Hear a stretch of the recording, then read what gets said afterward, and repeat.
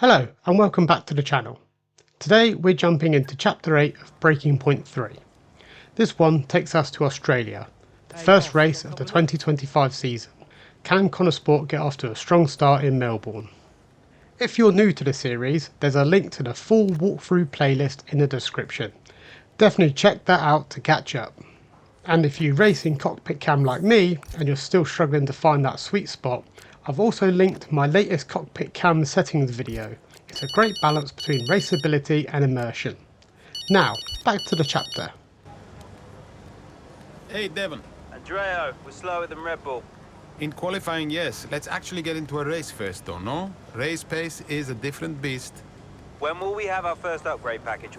We need to take the fight to Red Bull early so we're not chasing our tail. Soon, Devon. We're working on it. But listen, while I have you, I've been talking with Mike Radford, the board representative. Or I guess he's been talking with me. Ugh, that guy again. Yeah, he's been on to me too. He doesn't get any of this. All he sees are the numbers. Well, be that as it may, he's making noises about the financial trouble and cuts. Now, I don't want to make any. But I think doing so would buy us some time with the board so we can get things under control and stop them doing something rash. So, what are you suggesting? I'm suggesting saying yes, but trying to make the impact as small as possible. You know as well as I do that every penny is vital this season. Let's play along, for now. Try to find some middle ground. You're a canny operator, Andrea. Look at you. I knew there was a reason I kept you around. Right, look, I gotta run. Keep me in the loop. I will smile and tell them what a great idea I think it is, okay? Ciao.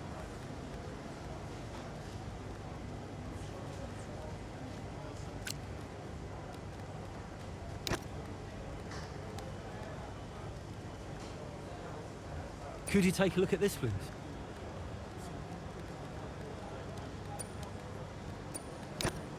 Before we hit the track, we're in the main hub where we can make a few story decisions. In this chapter, you also get to choose your bonus objective. You can either go for a reputation bonus by finishing 4th or higher, or go for the performance bonus which requires beating Piastri and Antonelli. I went with the reputation bonus. Felt like the more stable and achievable objective since it's based on position and not specific drivers. It's been a terrific day here in Melbourne so far. Loving the action, but I would say not loving the lack of surprises. A bit predictable, yeah, you're right, Crofty, with Red Bull. They've hit the ground running here in Melbourne. The car looks like a dream to drive. The one thing that surprised me, though, this weekend is that Konnersport haven't really been there. In qualifying, they weren't there, and in the race today as well. You're not wrong, Ant, but look, Jackson's just made a late stop here, so maybe he can salvage something. Okay, so here we go for a lap around Melbourne. We've made a late pit stop, so we're on fresh tyres, which should make the primary objective of finishing in 7th or above and setting the fastest lap a bit easier. And of course, the bonus objective is the one we picked earlier, to finish 4th or above. Let's see how I get on. Use your overtake button more. It's time to utilise some of this energy. Come on. Okay, here's the gap that we're trailing the car ahead by. 1.6 seconds.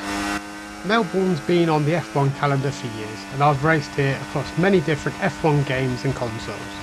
There have been a couple of changes to the circuit over time, and the current layout is definitely one of the best versions. The biggest difference is the huge DRS zone leading into the fast chicane at turn 9 and 10. In total, we've got 4 DRS zones, making this a really fast track with loads of overtaking potential.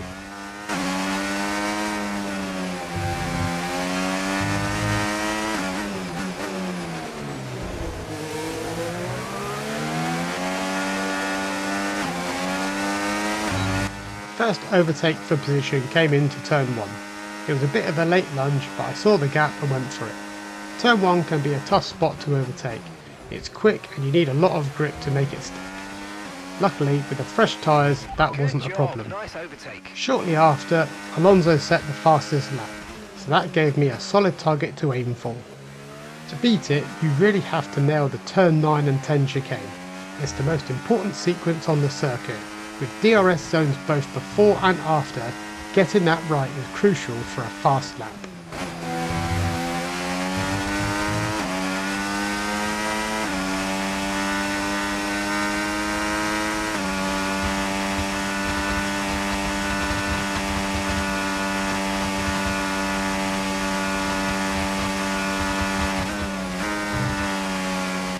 Then Verstappen took the fastest lap, so the times were definitely starting to tumble, but I put together a strong lap and managed to beat it.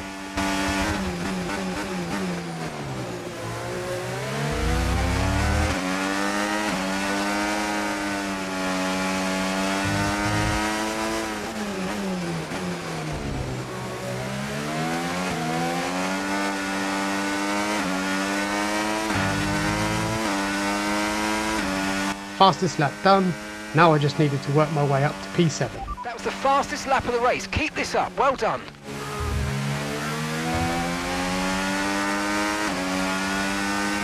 You're increasing the gap to the car behind by a few seconds per lap. Keep it up.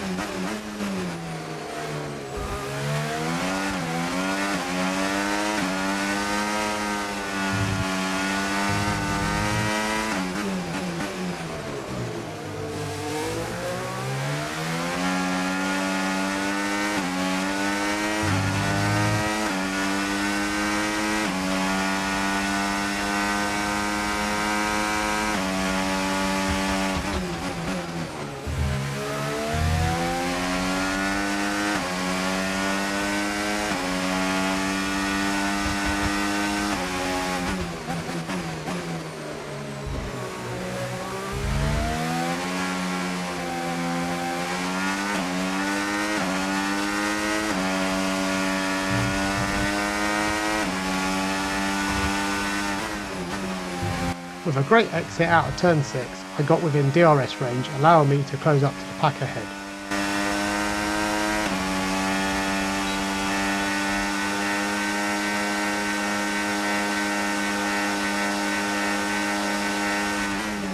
I carried good speed through the chicane and latched onto the back of the cars in front. Another dose of DRS and a weaving teammate made things interesting, but I managed to get around them. With a huge overspeed, I went for a lunge into turn 11. There was a bit of wheel banging, but the move stuck. Not the cleanest overtake I've ever done, but the move put me into P7. Primary objective complete.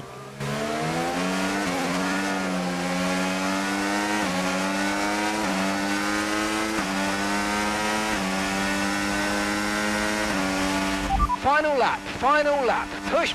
The engineer told me to push one final lap, and well, I pushed a bit too hard. I went deep into turn 1 and had to cut across the grass. Definitely not my finest racing moment.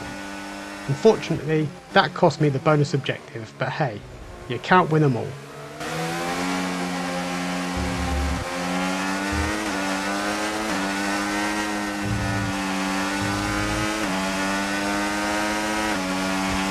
Okay, keep an eye on that gap ahead, please.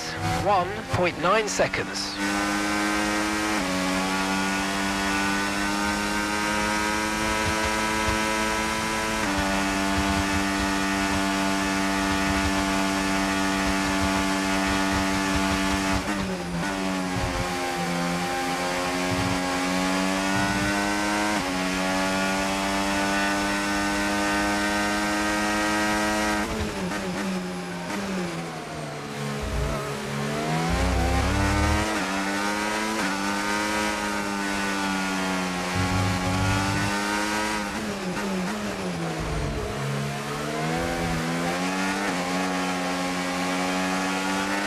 Okay, unlucky mate, that wasn't quite what we needed, but let's not worry about it. Get your head down and chin up, there's a long way. And that's the end of the race. We'll see you in Parc Fermé. Whew. Nice one. Good work, everyone. Well, there you have it. A fresh start for everyone here in Melbourne. But is it the start that they would have wanted? Well, for many teams, I think the answer will be no. Yeah, Red Bull establishing themselves early on, which should come as no surprise. It will be fascinating, though, to see if any other team can step up and keep pace with them this year. Yeah, an intriguing start to this 2025 season. Can't wait to see what it brings. Red Bull are our winners today after showcasing some incredible driving. There's been a huge push from them lately to stay competitive with the other teams, and they're certainly proving themselves.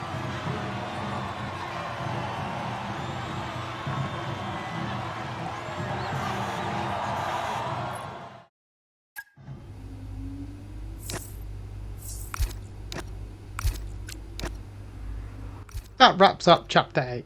Continue following the series to see if Konnersport can fight for the championship in 2025. Don't forget to like, subscribe and support the channel, it really does help. Thanks for watching and I'll see you next time for Chapter 9.